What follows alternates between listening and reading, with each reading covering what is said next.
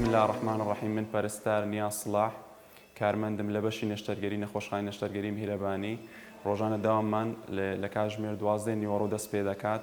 کاری ئێمە بریتیە لە پێدانی ڕێنمایی پێش نەشتەرگەری بۆ نەخۆش، واروها ئامادەکردنی پێداویستەکان و ئالەتەکانی نەشتەرگەری.